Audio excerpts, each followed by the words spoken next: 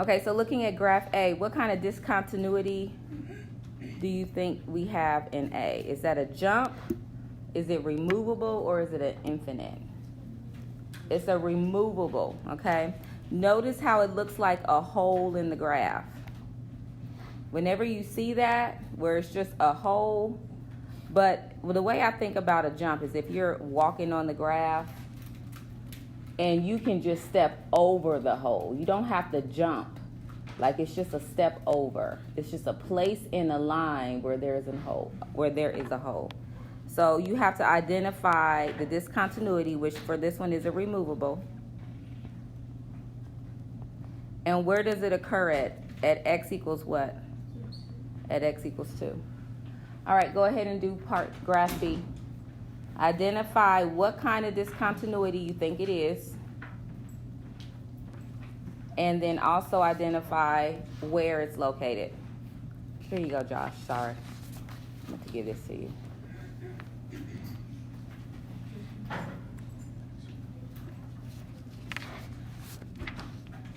So what do you think we have in this one?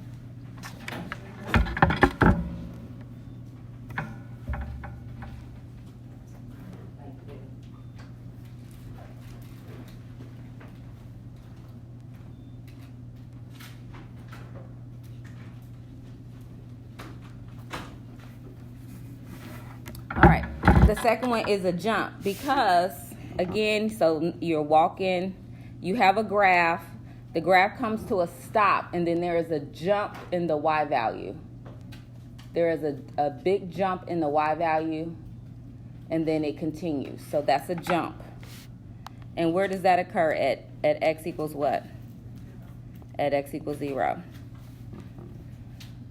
For question C, you see how you have this vertical asymptote? One side is going down, and one side is going up. What kind of discontinuity is that? It's an infinite. And that is occurring where your asymptote is, and that would be at x equals 2. All right. For D, there are 3 different discontinuities. You have each one. So look at that graph and tell me where each one is and name it. You have an infinite, you have a jump, and you have a removable.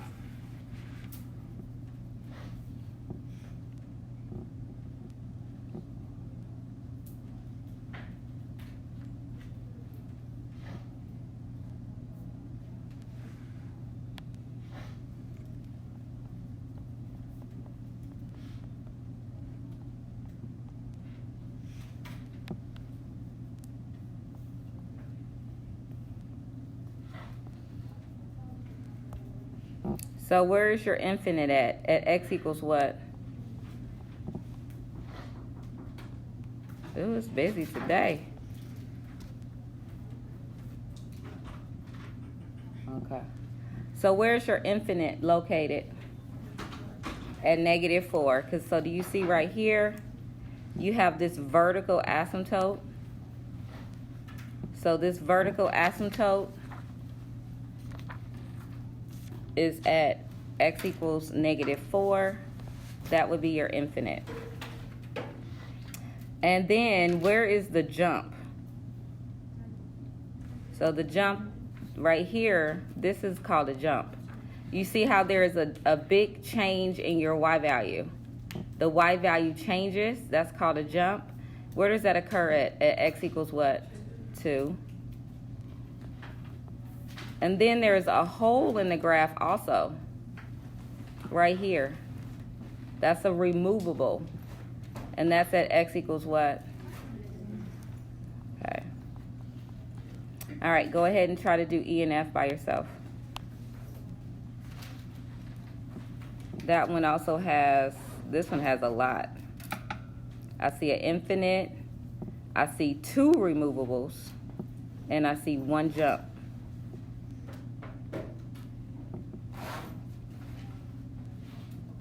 Do you have your hand up? Oh, sorry. Okay. Yes. So that's a good question. So you can have two open circles, but you can't have two closed circles. So, but yes, you can have two open circles.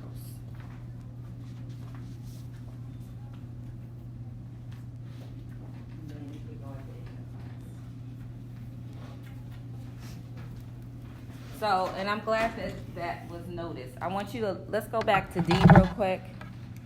So looking at graph D, notice that at the jump, you have two open circles.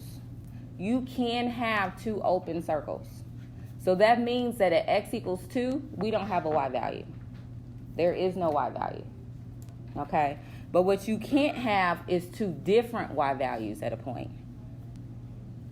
But this is okay. All right, go ahead and label your discontinuities. I see an infinite, I see two removables, and I see a jump.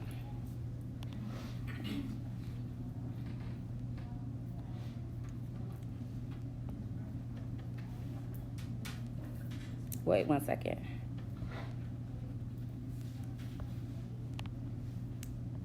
So we have an infinite, we have a removable, we have two removables, and we have a jump.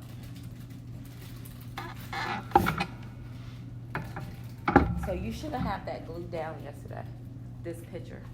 Oh. Yeah. Where? I don't, but that's, no, one of those is a jump. So there's only two removables. Because you want to look at the y value.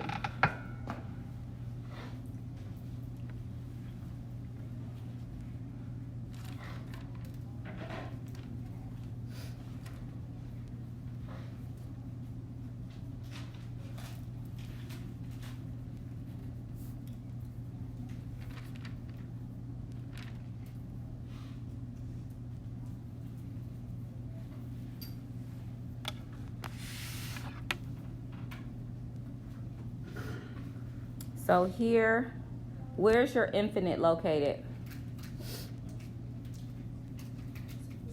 At x equals 0, good. So right here, this is a place in the graph where you have one side going down and the other side is going up. Right here, that's an infinite. So that infinite is occurring at x equals 0. Okay, so now we're tracing along the graph. And then I get to a place where there is a hole. Where is that hole at? But this is what I want you to notice. On both sides of the hole, this is how you can tell it it's a removable. Look at the y value on both sides. Notice how the y value is not a big change from the left side of the hole. Like it's connected. So if you have an open circle and then the graph is connecting on both sides, that's a removable. So this is a removable. So this occurs at x equals what? X equals 2. All right, and then I keep going and I get to this part, which is at x equals 4, and you see how my y value changed? There's a big jump. That's a jump. There's a jump that occurs here, and that's at x equals 4. And then we keep going, and right here we have another removable. And where does that occur at? At x equals what? X equals 6. Who had that correct? All right, good. See if you can do the last graph. I see a jump, I see an infinite, and I see a removable. Your graph, I tried to make it as dark as possible, that last graph. Hopefully you can see it.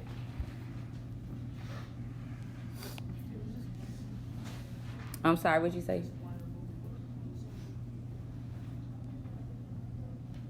No. I see two removables.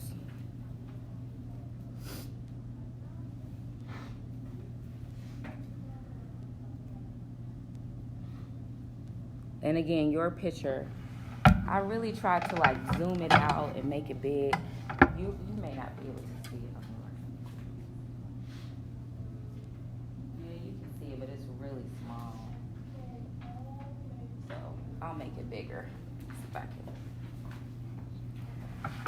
can. Okay, so right here, there's an open circle right here on the graph. There's also an open circle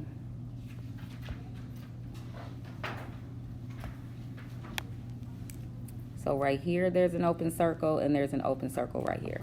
It might be kind of hard to see that though on your picture, but when you take your test next week, the graph will be big. You can see it, no worries.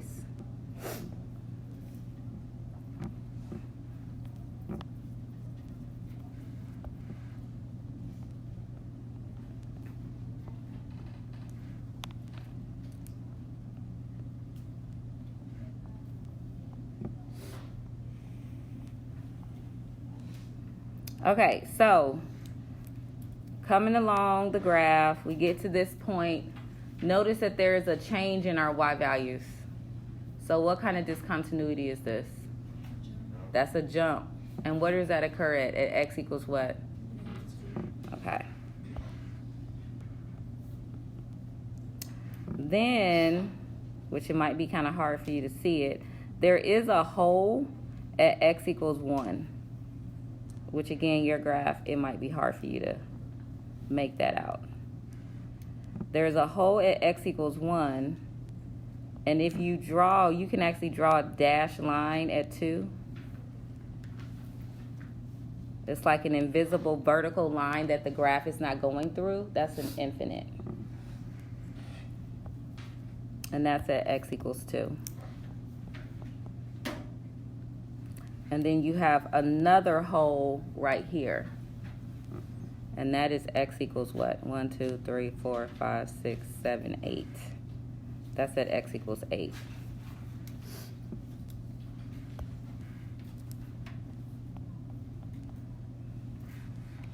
And that would be your discontinuities. So this would not be a jump because you have to look at what's happening on both sides of the graph. If you have an open circle and then the graph is connecting on both sides, that's a removable. Okay, here you can kind of see here how we have an open circle, but there's nothing on the other side connecting to it. That's a jump. Yeah. All right, so let's look at our pink sheets. We're going to go through some graphs. I'm going to give you the parent functions. We're not going to do greatest integer or rational, but I am going to give you the parent functions that you can use to apply your transformations. You do need graph paper for the next 2 homework assignments. Pink sheet that I gave you. All right, so the first function, the most basic one, is just a constant function. And that's just y equals a number. It's a horizontal line. This is just a horizontal line. The slope is 0. It's just a basic horizontal line. So there really isn't a parent function for a horizontal line because you can draw a horizontal line anywhere. You can have it at y equals 1, y equals 0, y equals 5, y equals 100. But for this example, we're going to use y equals 1. So go ahead and graph y equals 1. That's a horizontal line going straight across at y equals 1.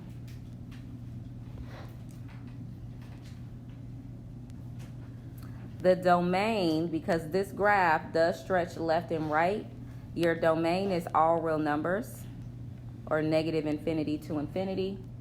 But your range is just going to have one number. If it's a horizontal line, the range is just one number. It's wherever you draw that line.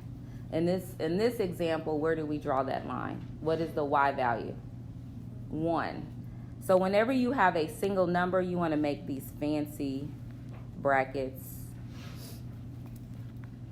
And that's just the only number. It's only one number in our range, but our y value is negative infinity to infinity. All right, then what if we slant that line? So y equals mx plus b. So we're going to just graph the parent function, which is y equals x. Y equals x has a slope of 1, m equals 1. Your y-intercept is 0. So let's go ahead and graph that. Starting at 0, go up 1 to the right 1, up 1 to the right 1, and just connect that line.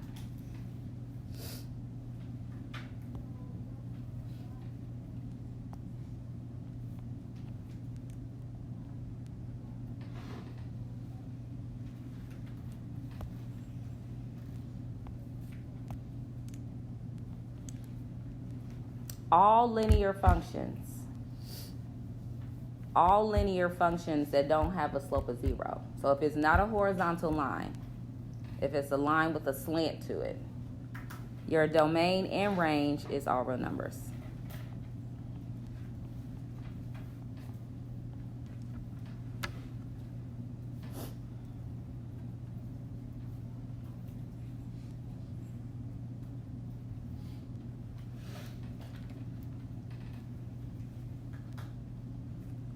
So now we're going to notice that the exponent is changing. So we started with an exponent of 0, and then we moved to an exponent of 1.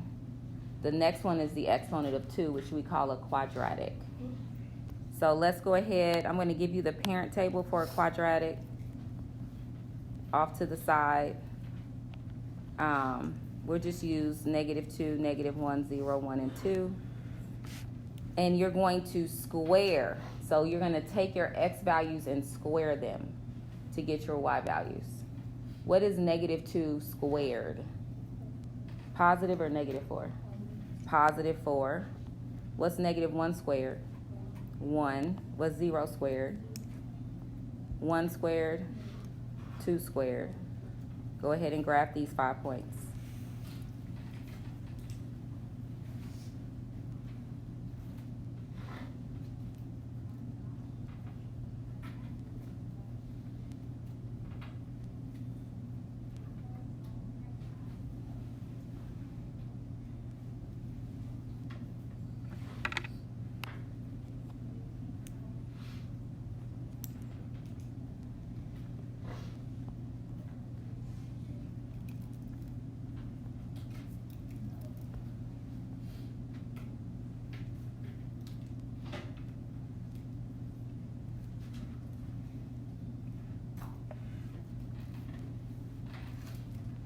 So your domain, again, is going to be all real numbers.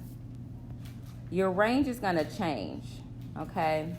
It's going to depend on a couple of things. This K value is going to control the range. So this K value, remember AH and K controls the range. So your range is either going to be, in this example, it's 0 to infinity. So let me just write the domain for the graph that we just did. The lowest y value, if you look at this side, look at your y values. What's the smallest number over here? 0, and the other numbers are greater, right? Either the other numbers are going to be greater or less than, and these numbers are greater than. So your range, is y is greater than or equal to 0. But we don't do that. We write everything in interval notation. So what I want you to know, though, and we're going to actually probably tomorrow start actually graphing, and then that's actually it. After we graph, we'll graph Thursday, Friday, review, take a test. But your range is either going to be K to infinity. If it's a parabola that faces up, it's going to be K to infinity. But if it is a frown or faces down, it's going to be negative infinity to K. So that's pretty basic. So now let's go to an exponent of 3.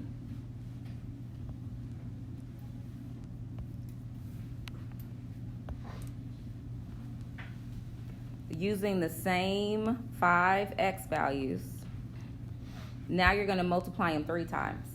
So first we squared it, we multiplied it twice. Now we're going to cube it. So now you have to figure out what's -2 times -2 times -2. So in your calculator or in your brain, take -2 times -2 times -2. because now you're going to the power of 3, not to the power of 2. So what did I say negative 3 times negative 2? Okay, I meant to say, yeah. Negative 2 times negative 2 times negative 2. What's negative 2 times negative 2 times negative 2?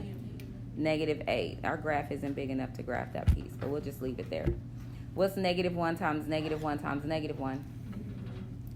0 times 0 times 0. 1 times 1 times 1. 2 times 2 times 2. 8. Go ahead and graph it. And again, I know our graph only goes up to 6. But what I will tell you, though, I'm going to kind of bootleg it a little bit, is that this graph has a bend to it. So this graph kind of looks like, oops, hold on one second, has a bend to it. That's what a cubic function looks like. When you look at your x values, notice that we have numbers that are negative and positive for our domain. So our domain is negative infinity to infinity. And also for our y values, we also have numbers that are negative and positive. So our range is negative infinity to infinity. Okay, so I'm going to skip over the square root and come back to that. Let's do the cube root function, which is in the 6th box. It's the 3rd box, 2nd row. What I want you to do is take this table and flip it, because that's all you're doing for a cube root. So for the cube root, this side is your x and this side is your y. So I'm going to do that one next because that's pretty easy to do. So this is the inverse of a cubic.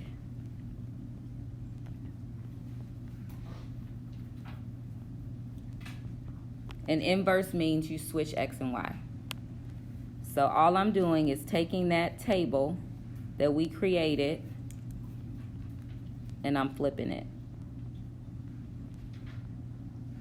Go ahead and graph it, what you can.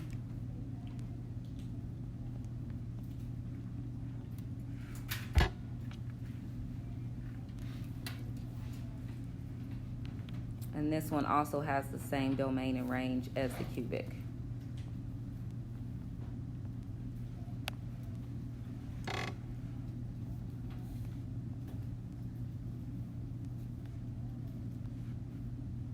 It should look something like this. It's going to look like that graph rotated 90 degrees.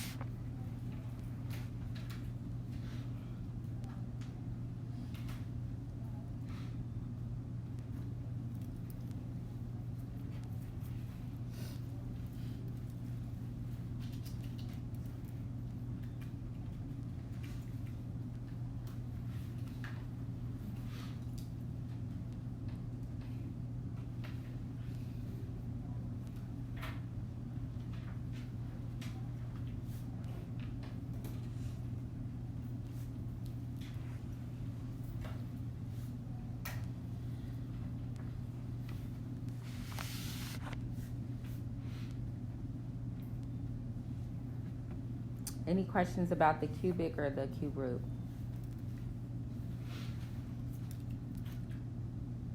So we'll do the square root and we'll do the absolute value. We'll put a parking lot on the rational and the greatest integer.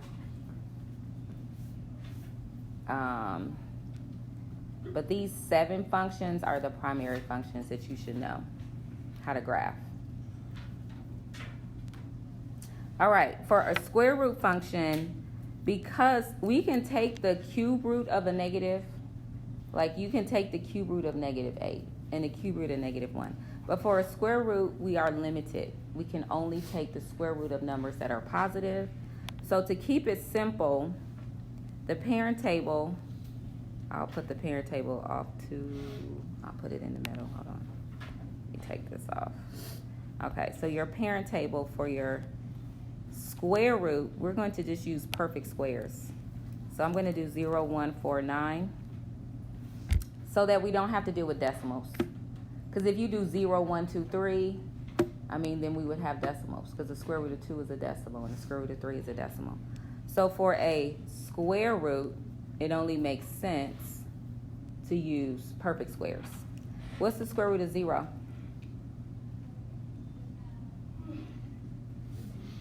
Square root of 0. 0. What's the square root of 1? What's the square root of 4? Square root of 9. Go ahead and graph it. Now the 9 won't fit, but you do need to use this 9 when you're doing your homework. So I do realize that this is a baby graph. You can't fit all 4 of these points, but you do need to have these at least 4 points when you graph it.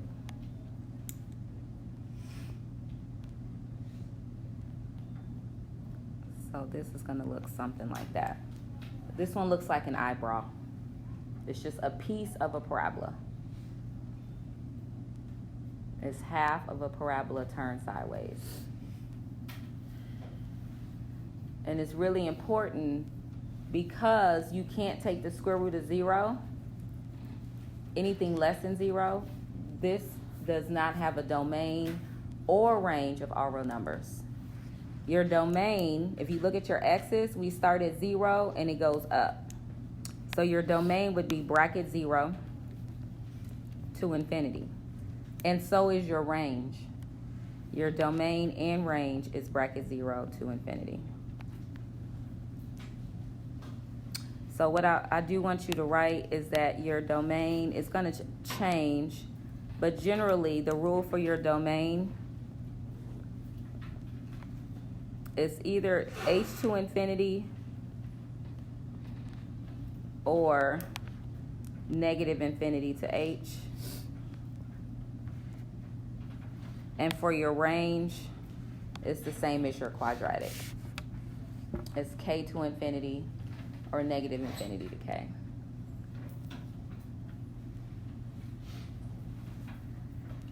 Okay, so last one we'll talk about, and then we'll do a couple of graphs because we got time to do at least one.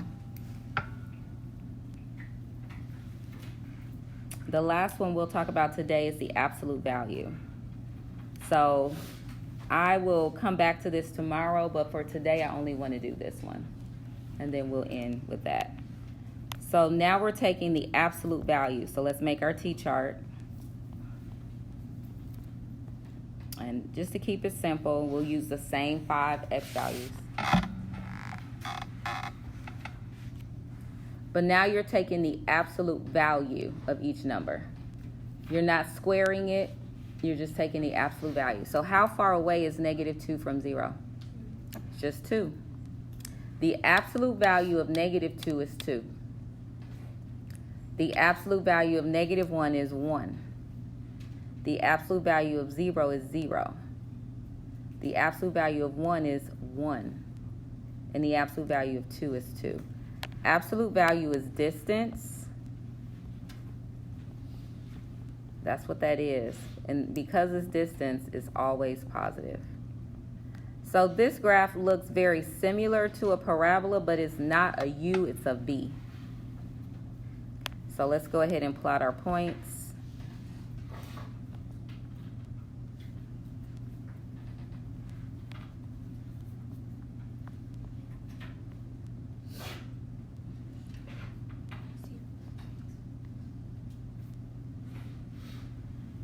So the vertex is pointed. It's not curved. So when you're graphing that, I'm going to look for those characteristics. This is a parabola. That's not what we're graphing though. This is not the same. It should look like a pointed letter V, not a U. Your domain and range is very similar to a quadratic. Your domain is all real numbers, because notice your x values are negative and positive, but your range will only be positive.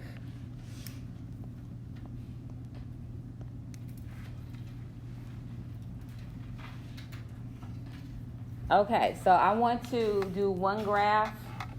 So keep your pink sheet out. Go back, if you have graph paper. If you don't, use what you got. But we're going to do some graphing.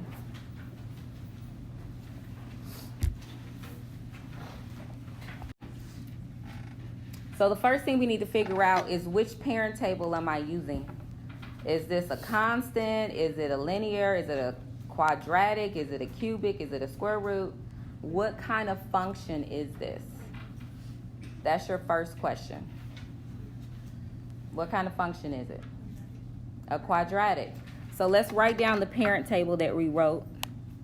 So we have our parent table for a quadratic.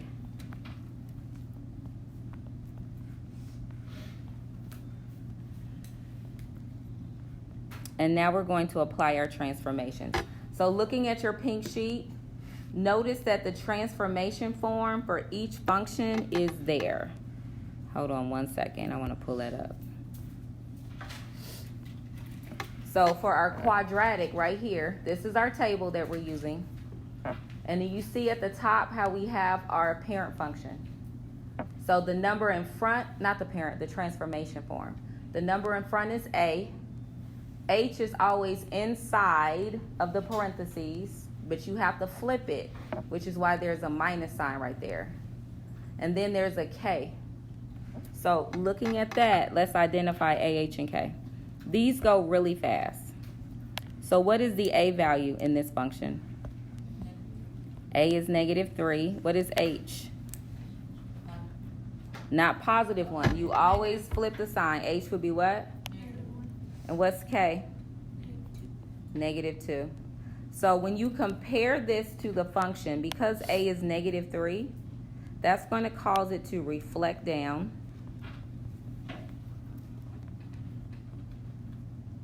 And it's going to cause it to vertically stretch.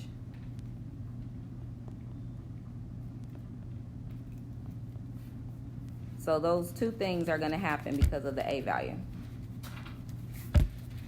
What is H being -1 going to do to your parabola? Is it going to go left, right, up, or down when H is negative? H moves it left and right. Maybe you all might need to write that down. H goes left and right.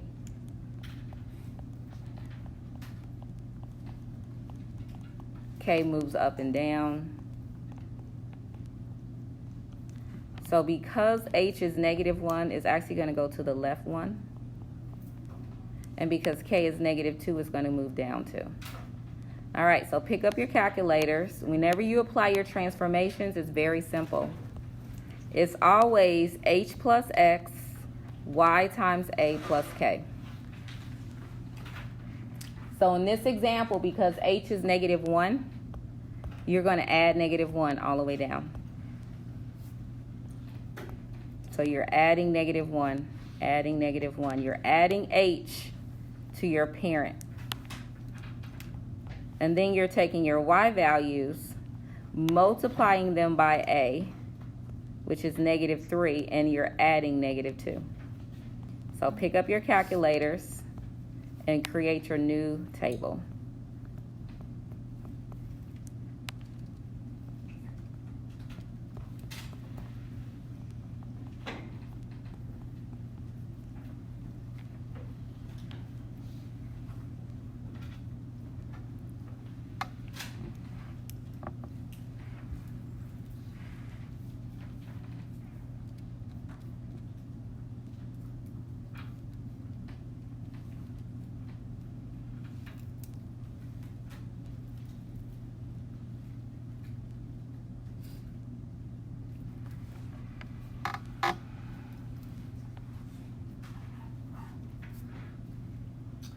Keep working on graphing this. We're going to finish it out tomorrow.